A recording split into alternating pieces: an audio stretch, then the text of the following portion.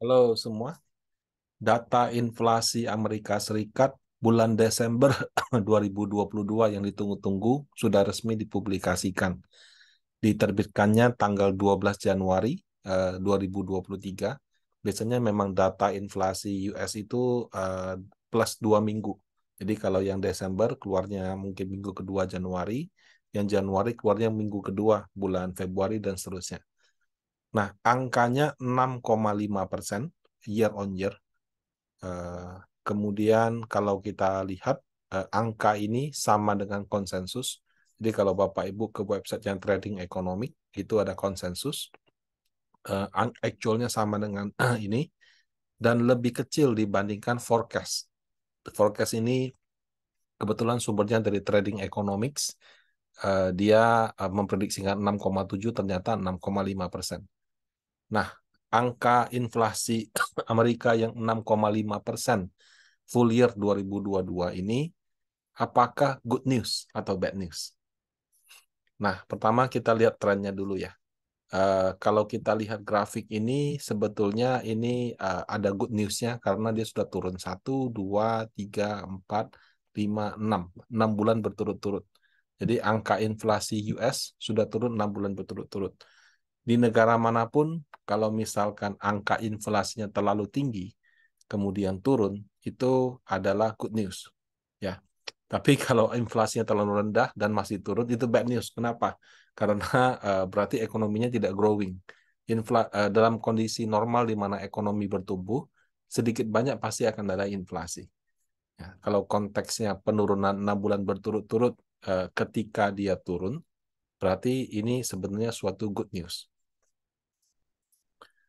Nah, kemudian apa? Eh, Good news-nya kenapa? Karena kalau dengan inflasi yang tinggi, berarti kan salah satu tugas bank sentral adalah mengendalikan tingkat inflasi. Nah, dengan menaikkan suku bunga, tujuan utamanya adalah tingkat inflasi turun. Kenapa? Teorinya dengan bunga yang semakin mahal, berarti orang akan mengurangi konsumsinya sehingga otomatis permintaan turun. Permintaan turun, diharapkan harga barang juga turun. Nah, jadi membuat barang jadi lebih mahal sehingga permintaan turun dan pada akhirnya harga turun, inflasi turun. Nah, penurunan 6 bulan berturut-turut ini dalam tahapan atau tingkatan tertentu bisa dikatakan strategi kenaikan suku bunga bank sentral itu cukup berhasil. Nah, tapi apakah itu berarti kenaikan suku bunga Amerika Serikat akan berhenti? Menurut saya belum. Kenapa? Karena secara teori suku bunga bank sentral itu seharusnya di atas angka inflasi inti atau core inflation. Inflasi inti itu adalah inflasi yang mengeluarkan inflasi energi, jadi seperti bensin, harga gas, kemudian kalau di luar negeri mungkin solar atau tenaga angin, yang harganya diatur oleh pemerintah. Mungkin di sana juga tidak ya, tapi di energi dia kategori sendiri. Dan volatile food, ya, harga-harga bahan pangan yang volatilitasnya sangat tinggi. Kenapa? Karena volatile food itu kadang-kadang musiman. Kalau misalnya musimnya lagi panen, ya itu murah. Musimnya pas lagi langka, ya jadi mahal. Kadang-kadang juga ada gangguan yang sifatnya sementara, yang bisa menyebabkan harganya melonjak tinggi. Contoh misalkan dulu Indonesia sempat minyak goreng hilang. Nah, itu kan cuma masalah supply demand seperti itu. Setelah selesai, toh juga segera pulih lagi. Jadi inflasi itu atau core inflation itu mengeluarkan energi sama food. Kalau di trading economic, ketik aja US core inflation trading economics, yang nanti akan muncul grafik kurang lebih seperti ini. Nah, kalau kita lihat angkanya, ya, um, kalau tadi inflasi total 6,5%, inflasi inti itu cuma 5,7. Ya, memang dia lebih rendah karena dia keluarkan dua faktor itu kan. Nah, angka 5,7 itu lebih rendah dibandingkan forecast, sama dengan konsensus 5,7%. Nah, kalau tadi kan teorinya, suku bunga seharusnya di atas inflasi inti. Suku bunga US di bulan Desember 2022 itu masih 4,25 sampai 4,5%. Dia kan harusnya lebih tinggi daripada inflasi inti. Jadi kalau ini posisinya masih lebih rendah daripada inflasi inti. Nah, apa artinya? Karena suku bunga masih lebih rendah daripada inflasi inti, maka kenaikan suku bunga di Amerika Serikat masih mungkin akan terjadi. Ini adalah bad news. Kenapa? Karena bunga naik, teorinya harga obligasi turun. Kenaikan bunga yang terlalu tinggi membuat deposito bunganya sangat menarik, juga akan mengurangi daya tarik orang untuk invest di saham, terutama institusi. Karena institusi ibaratnya targetnya tidak kayak orang yang trading saham berapa persen. Mungkin setahun targetnya kalau di Amerika sana 4, 5, 6% sudah cukup. Kalau dia bisa dapatkan tanpa resiko di deposito, kenapa dia harus ambil resiko di saham? Nah, kemudian secara valuasi, suku bunga deposito itu risk free. Jadi dengan risk free yang lebih tinggi, maka valuation atau harga wajar itu akan berubah. Ibaratnya dulu kalau misalkan anggap aja contoh bohong-bohongan ya, depositonya 3%, harga wajarnya 10.000, sekarang depositonya menjadi katakan 5%, harga wajarnya mungkin harus tinggal cuma 7.000. Ya, jadi dengan bunga deposito yang semakin tinggi, harga saham harus semakin rendah supaya wajar. Oleh karena itu, karena harga wajar yang semakin rendah, bisa menyebabkan penurunan harga saham apabila nilai pasarnya jauh di atas itu. Nah, jadi bad news-nya itu ya bahwa karena suku bunga masih lebih kecil daripada inflasi inti, maka ada kemungkinan suku bunga akan mengalami kenaikan di Amerika Serikat.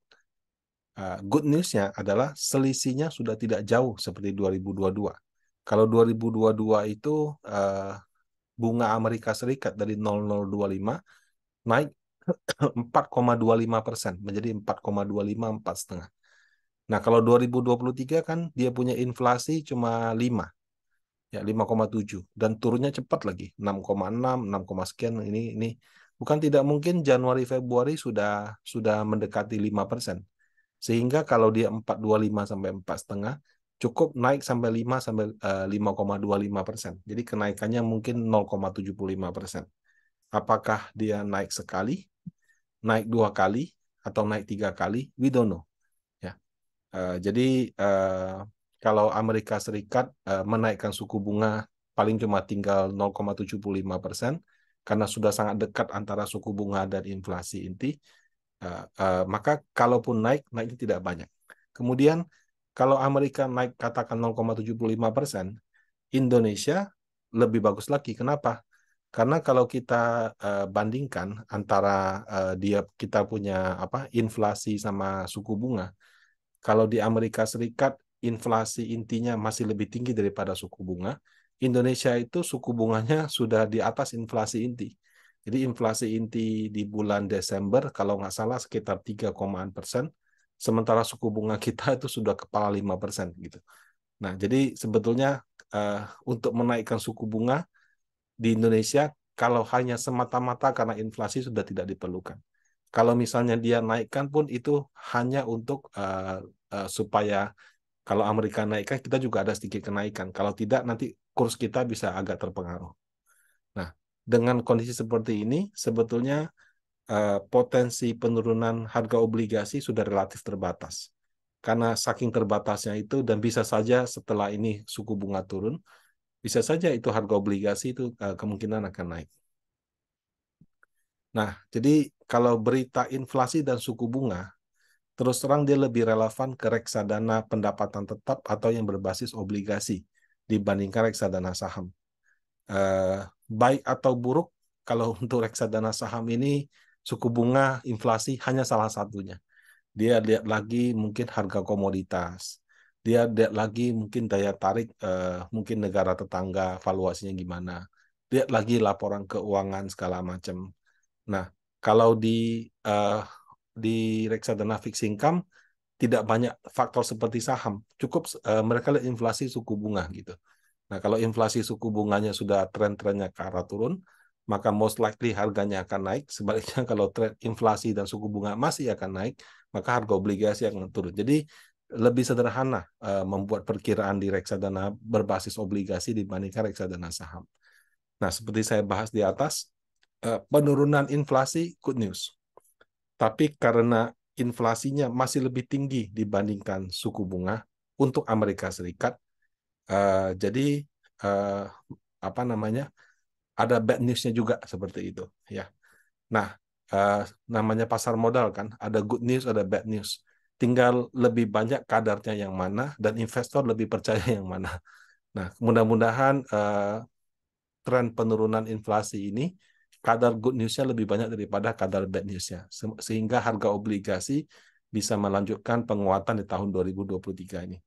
Demikian dari saya, semoga bermanfaat. Terima kasih.